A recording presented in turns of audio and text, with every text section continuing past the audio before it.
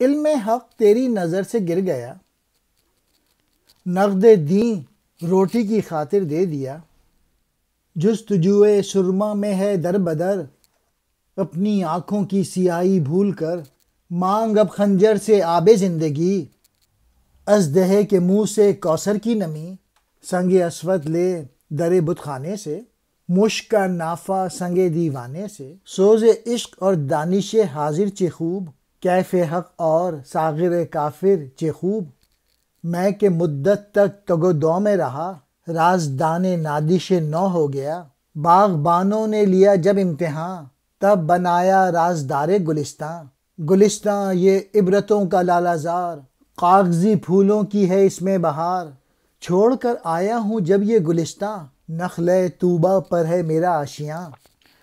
یہ جو آج کا جو تعلیمی نظام ہے وہ صرف حصول رزق کی خاطر ہے، جس کے لیے لوگ در در کی ٹھوکریں کھا رہے ہیں۔ ہم پڑھ لکھ کر ملازمتوں کے لیے بھاگ دوڑ کر رہے ہیں۔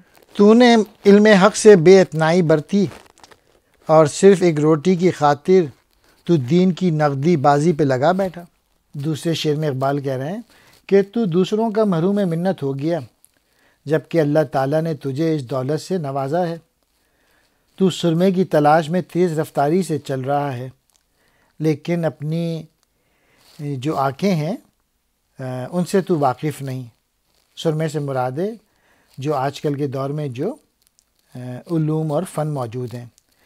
اور اب یہ شعر جو ہے نا وہ ذرا طنز والے ہیں۔ تو آب حیات جو ہے وہ خنجر کی دھار سے طلب کر، اور اژدہے کے منہ سے کوثر کا خواں ہو، سنگ اسود بت خانے کے دروازے سے لے، اور مشت کا نافہ پاگل کتے سے حاصل کر۔ مطلب یہ ہے کہ ایسی چیزیں اس طریقے سے حاصل کر رہا ہے جو کہ ناممکن ہے۔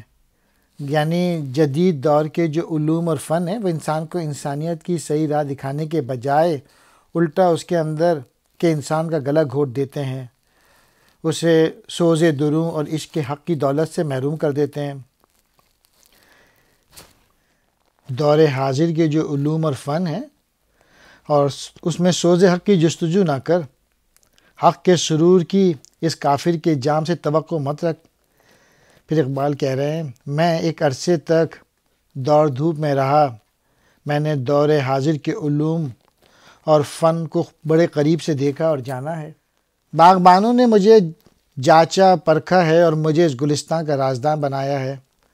علامہ اقبال اپنے ذاتی تجربات کے حوالے سے بات کر رہے ہیں کہ انہوں نے یورپ میں جو وقت گزارا اس میں مغربی علوم، تہذیب اور معاشرے کو بڑے قریب سے مشاہدہ کیا۔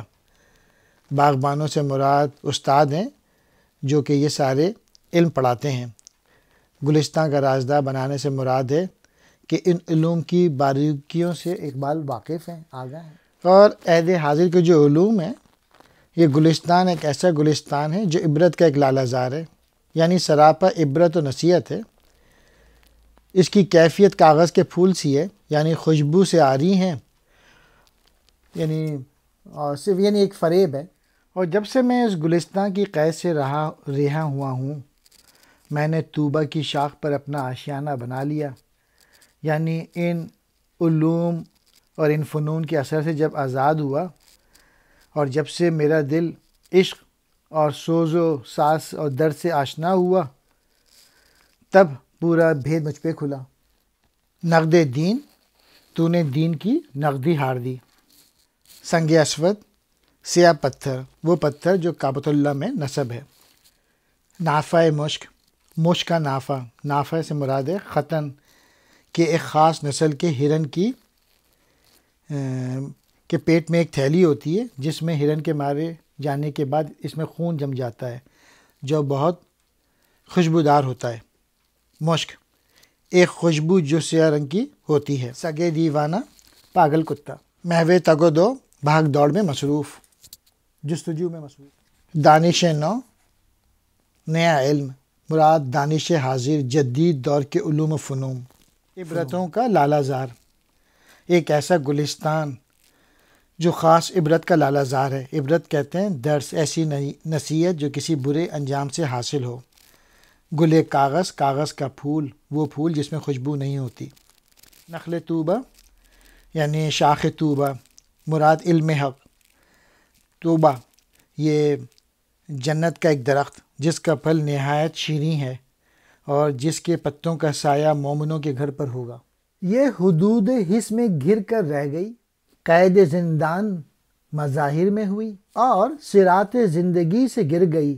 پھیر لی اپنے گلے پر خود چھری، لالے تر کہیے اس کی آنکھ کو، شعلہ سرد اتنا کہ اولا بھی نہ ہو، اس کی فطرت سوز الفت سے تہی، جستجو کے ذوق سے آری رہی۔ عشق ہے دانائے علت ہائے عقل، جس کے نشتر سے کٹے سودائے عقل، کل جہاں ساجد ہے اور مسجود عشق، بت کدے میں عقل کے محمود عشق۔ عشق اس دانش میں دیکھا ہے کہیں، شور یارب اس کی راتوں میں نہیں۔ آج کل کے جو عشق ہے وہ قلب و روح کی تربیت کے بجائے الٹا انہیں بے حس بنا دیتے ہیں اور مادیت کی طرف دھکیل دیتے ہیں۔ گویا روشنی پہنچانے کے بجائے تاریکی میں ڈبو دیتے ہیں۔ دوسرے شعر میں اقبال کہہ رہے ہیں کہ یہ جو موجودہ دور کے جو علوم ہیں یہ بہت ہی محدود ہیں اور مادیت میں پھنسے ہوئے ہیں اور عشق کی سی بے پناہ وسعت حاصل کرنے میں محروم ہیں، اور ان علوم نے اپنے ہی گلے پہ خنجر رکھا ہوا ہے۔ یہ زندگی کے راستے پہ چلنے سے عاجز ہیں۔ یہ علوم زندگی کی حقیقت جس کا تعلق عشق حقیقی سے ہے، اللہ تعالیٰ سے ہے، ان کو جاننے سے ہے، اس طرف پہنچنے سے قاصر ہیں، چونکہ مادیت پر زور دیتے ہیں اور مادیت کو فنا ہے، اس لیے انہوں نے گویا خود کو ہلاک کرنے کا سامان رکھا ہوا ہے۔ اور جو آج کے جو علوم ہیں اس کو انہوں نے انالوجی دی ہے لالے کے پھول کی، کہ لالے کے پھول رنگ میں تو سرخ ہوتا ہے لیکن گرمی اور تپش نہیں ہوتی، اس کا جو شعلہ ہے وہ اولے کی طرح سرد ہے، یعنی ان میں عشق و جذبہ جو ہے نا وہ موجود نہیں ہوتا۔ ان کی فطرت جو ہے وہ عشق کی تپش سے محروم رہتی ہے، اور گویا یہ جو علوم ہیں انسان میں عقل تو پیدا کرتے ہیں لیکن ایسی عقل جو عشق کے بغیر محدود اور اس مقام تک پہنچانے سے عاجز ہے جہاں پہ آپ عشق کے ذریعے پہنچتے ہیں۔ عشق عقل کی بیماریوں کا علاج کرنے والا طبیب ہے اور اس کے نشتر سے عقل کا جنون ٹھیک ہو جاتا ہے۔ گویا صرف عقل کی وجہ سے انسان جو ہے وہ عظمتوں تک نہیں پہنچ سکتا۔ عقل کی جو خامیاں ہیں وہ عشق ہی سے دور ہوتی ہیں۔ تمام کائنات سجدہ کرنے والی اور عشق اس کا مسجود ہے۔ عقل کے سومنات کا فاتح عشق ہے، یعنی محمود نے فتح کیا تھا سومنات کو، یعنی عشق کی بدولت اس کائنات کو تسخیر کیا جا سکتا ہے۔ عشق جو ہے وہ عقل کے تمام بتوں کو توڑ سکتی ہے، اس کی خامیوں کو دور کر سکتی ہے۔ یہ پرانی شراب عشق دانش حاضر کی سرائی میں موجود نہیں ہے، یارب کا شور اس کی راتوں کے مقدر میں نہیں۔ عشق ہی انسان کو اس معبود مطلق کے حضور گڑ گڑانے اور راتوں کو اسے یاد کرنے پہ آمادہ کرتا ہے، جس کی بدولت وہ بڑی قوتوں کا مالک بن جاتا ہے اور باطل قوتوں سے بے خوف ہو جاتا ہے، جبکہ عقل اس جوش و جذبے سے آ رہی ہے۔ دانش نو موجودہ دور کی دانائی، بت پرست بت پوجنے والے، بت فروش بت بیچنے والے، بتگر بت بنانے والے۔ مظاہر مظہر کی جمع، لغوی معنی ہے ظاہر ہونے کی جگہ۔ حدود جس کی حدیں ہیں، سودائے عقل عقل کا سودا، مسجود جسے سجدہ کیا جائے، محمود غزنوی یہاں مراد فاتح سے۔ یا رب اے خدا اے رب، تو نے اپنی قدر پہچانی نہیں، غیر کی عظمت پہ کر بیٹھا یقین، مثل نے خود سے ہی خالی ہو گیا عاشق نوائے غیر کا، اے گدا و ریزہ چین خوان غیر، خواہش اپنی شے کی اور دکانیں غیر، بزم میں شعلے چراغ غیر سے، جل گئی مسجد شرار دیر سے، جب سواد کعبہ سے آہو ہٹا، ناوک صیاد کی زد میں گیا، مثل بوئے گل پریشان بے محل، خود سے تو بھاگا ہے اپنے رخ پہ چل، تو کہ ہے قرآن کی حکمت کا امی، ڈھونڈ لے کھوئی ہوئی وحدت کہیں، قلعہ ملت کے گو درباں ہیں ہم، چھوڑ کر مذہب نہیں کافر سے کار خودی کا جو بھی یہ میں پوئٹری پڑھ رہا ہوں، اس سب کا سارا کریڈٹ جاتا ہے اقبال حسین مہندی صاحب کا۔ یہ انہوں نے فارسی سے اردو میں پوئٹری کنورٹ کی تھی، اور پھر میرے پاس ایک شرح ہے اسرار رموز، یہ شرح لکھی تھی ڈاکٹر خواجہ حمید یزدانی نے، اور ایک اور میرے پاس شرح ہے کلیات اقبال فارسی کی جو کہ پروفیسر حمید اللہ شاہ ہاشمی نے۔ تو سارا کریڈٹ ان لوگوں کو جاتا ہے، اور جو بھی غلطیاں ہیں وہ ساری میری ہیں۔ تو نے اپنی قدر پہچانی نہیں، تم لوگوں نے اپنے آپ کو نہیں پہچانا، اپنی صلاحیتوں کو نہیں پہچانا، اور دوسروں سے مروب ہو گئے۔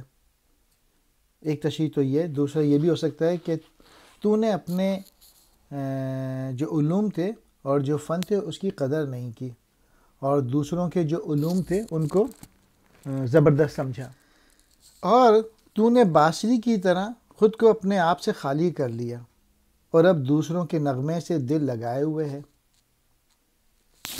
یہ شعر طنز والا ہے۔ اے دوسروں کے دسترخوان سے ایک ٹکڑے کی بھیک مانگنے والے ملت کے لوگوں، تم اپنا تیار کردہ مال دوسرے کی دکان میں تلاش کر رہے ہو۔ ایک وقت تھا کہ جب یورپ ڈارک ایجز میں تھا تو انہوں نے مسلمانوں کے علم سے فائدہ اٹھایا تھا۔ ملت کی جو محفل ہے وہ غیروں کے چراغ سے جل اٹھی، اس کی مسجد بت خانے کی چنگاری سے جل گئی۔ اور یہ شعر مجھے بہت پسندیدہ میرا، جب سواد کعبہ سے آہو ہٹا، یعنی ہرن کی حدود سے جب ہرن بھاگ اٹھا تو شکاری کے تیر نے اس کا پہلو چیر ڈالا، یعنی جب ملت کے لوگ اپنے مرکز سے کٹ گئے اور اسلام کی تعلیمات سے دور ہو گئے، جس کے نتیجے میں دوسری قوموں کو مسلمانوں کے تباہ کرنے کا موقع مل گیا۔ اے قرآن کریم کی حکمت کے رکھوالے، تو اپنی گمشدہ وحدت کو پھر پالے، قرآن کریم کی تعلیمات میں پھر سے عمل کرنے آ جا، یعنی اللہ کی رسی کو مضبوطی سے تھام لو اور گروہوں اور فرقوں میں مت بٹو۔ ہم جو ملت کے قلعے کے دربان اور محافظ ہیں، ہم نے ملت کے آداب کو ترک کر دیا، یعنی خود کو کافر بنا لیا، یعنی ہم نے قرآن کریم کی جو تعلیمات تھیں ان پہ عمل نہیں کیا، اور یوں ہم انتشار اور ذلیل و خوار ہو رہے ہیں۔ مثل نے بانسری کی طرح گدائے ریزہ، ایک ریزے کا بھیک منگا، خوان غیر دوسروں کے دسترخوان سے، سواد کعبہ، کعبۃ اللہ کی حدود، ناوک صیاد، شکاری کا تیر، وحدت کہیں پھر سے پالے، دوبارہ حاصل کر لے اللہ تعالیٰ۔ اب کہاں پہلی سی وہ ساقی گری، بزم رندان حجازی لٹ چکی، بت ہمارے کعبے میں اب آ گئے، خندہ زن اسلام پر کافر ہوئے، اور بتوں کے عشق میں دین ہار کے، کفر جوڑا شیخ نے اسلام سے، بال جن کے ہوں سفید اب وہ ہیں پیر، کھیل بچوں کا بنے ہیں یہ شریر، قلب ان کا لا الہ بیگانہ ہے، ہرچ کے اصنام کا بت خانہ ہے، ہو گیا ہر زلف والا خرقہ پوش، آہ یہ سوداگران دین فروش، چلیے لے کر ساتھ روز و شب سفر، درد ملت سے ہیں ظالم بے خبر، آنکھیں اندھی چشم نرگس کی طرح، سینے خالی جیب مفلس کی طرح، وائز و صوفی ہوئے منصب پرست، اعتبار قوم نے پائی شکست، اپنا وائز ہے رہین بت کدہ، فتووں کا تاجر ہے مفتی آج کا، دوستو سوچو کوئی تدبیر آج، چل دیا پینے ہمارا پیر آج۔ اقبال کہہ رہے ہیں مسلمانوں کی پہلی سی یکجہتی نہیں رہی، اور جو پرانا جو اسلام کا جو میسیج تھا وہ سب ٹوٹ گیا، اور جو محفلیں تھیں مسلمانوں کی وہ سب دھرم بھرم ہو گئیں، اور کعبہ جو ہے وہ ہمارے بتوں سے آباد ہے، اور کفر جو ہے وہ ہمارے اسلام کا مذاق اڑا رہا ہے۔ یعنی اس وقت بھی مسلمان جو ہیں دنیا میں مذاق بن گئے، کیونکہ کوئی کنٹریبیوشن نہیں ہے ان کی سوسائٹی میں، کتابیں وغیرہ پڑھتے نہیں ہیں، علم حاصل نہیں کرتے، ٹاپ 500 یونیورسٹیز میں کوئی نام نہیں ہے، اور جو ہمارے مذہبی رہنما ہیں وہ بھی صحیح طور پہ رہنمائی نہیں کر رہے، کیونکہ مذہبی رہنما خود بھی کرپٹ ہو گئے اور بہت سارے پالیٹکس میں آ گئے، اور بال جن کے ہوں سفید اب وہ ہیں پیر، یعنی جو بوڑھے جو تھے صرف سفید بالوں کی وجہ سے بزرگ ٹھہرے ہوئے ہیں، اور محلے کے جو بچے ہیں اور لڑکے ہیں ان کے لیے وہ مذاق بن گئے ہیں۔ بوڑھے وہ ہوتے تھے جو کہ تجربے کار ہوتے تھے، مشاہدہ ہوتا تھا، وہ تربیت کرتے تھے، ان کے پاس ایکسپیرینس ہوتا تھا، نالج ہوتی تھی، کتابیں پڑھتے تھے، ایجوکیشن ہوتی تھی، لیکن اب وہ سارے ان جوہر سے خالی ہو گئے، دوسرے کی تربیت تو کیا کریں گے۔ نتیجہ یہ ہوا کہ نوجوان نسل ان کا احترام کرنے کے بجائے ان کا مذاق اڑاتی ہے، اور جو دل ہے، جو قلب ہے، وہ اللہ کے سوا کوئی معبود نہیں سے بیگانہ ہے، اور دلوں میں صرف حرص و ہوس جو ہے وہ بس چکی ہے اب، یعنی صرف دنیاوی مفادات کی خاطر لوگ بھاگ دوڑ میں مصروف ہیں، طنز کر رہے ہیں جو آج کے جو صوفی حضرات یا بزرگ بنے بیٹھے ہیں کہ کسی نے بھی لمبے بال کر لیے وہ صوفی بن بیٹھتا ہے، اور یہ سب دین فروش ہیں، سوداگر ہیں۔ قابل افسوس بات ہے، اور یہ نام نہاد صوفیہ کی وجہ سے جو جہالت پھیلی ہوئی ہے، یہ گنڈے تعویذ جو کرتے ہیں، یہ دین کا مذاق اڑوا رہے ہیں، اور ان کی نگاہیں جو ہیں وہ نرگس کے پھول کی طرح ہیں، ان کے سینے میں دل کی دولت کے معاملے میں یہ کنگال ہیں، عشق کے حقیقی ان کے قریب نہیں پھٹکا۔ پھر اقبال کہہ رہے ہیں کیا وائز اور کیا صوفی، سبھی منصب کے بھوکے ہیں، کوئی ان کو بس پوزیشن دے دو۔ ان لوگوں کو ان حرکتوں کی وجہ سے ملت اسلامیہ کا وقار جو ہے وہ خاک میں مل گیا۔ یہ 100 سال پہلے شعر کہے تھے 1919 میں، اور آج بھی یہی حال ہے۔ آپ ارد گرد میں جو اپنے لیڈرز دیکھ لیجئے مسلمانوں کے، پاکستان میں دیکھ لیجئے، آپ کو شرمندگی ہوگی، نہ آنیسٹی ہے، نہ انٹیگریٹی ہے، جھوٹ بولتے ہیں، اور ہمارے جو وائز ہیں اور انہوں نے نظریں جو ہیں بت خانے پہ جما دی ہیں، جبکہ دین اسلام کے مفتی نے فتوے فروغ کیے، یعنی اللہ کی طرف توجہ کرنے اور اس سے کچھ مانگنے کے بجائے اپنے مغربی آقاؤں سے مانگتے رہے، اور اقبال تک پہ کفر کے فتوے لگا دیے تھے۔ آخری شعر میں علامہ اقبال کہہ رہے ہیں کہ اب ہمارے مذہبی جو رہنما ہیں جب ملت سے بے تعلق ہو جاتے ہیں تو پھر ملت کی کون دستگیری کرے گا، کون ملت کا ہاتھ تھامے گا؟ کچھ سوچو اس بات۔ ساقی گری یعنی پرانے ساقی کا مراد پرانے علماء جو علم اور تبلیغ حق میں مصروف تھے۔ بزم رندان حجازی رندوں کی محفل، مراد اسلامی علوم کے شیدائیوں کی محفل۔ حجاز عرب کا ایک مشہور صوبہ جس میں مکہ معظمہ اور مدینہ منورہ واقع ہیں۔ خندہ زن ہنسی اڑانے والے، پیر یعنی بوڑھے، مراد صوفیہ۔ مثل نرگس کی طرح، نرگس کے پھول کی شکل آگ سے ملتی ہے، اس لیے آنکھوں کی بے نوری کو نرگس سے تشبیہ دی جاتی ہے۔ جیب مفلس، غریب ہیں، فقیر ہیں، خالی ہیں۔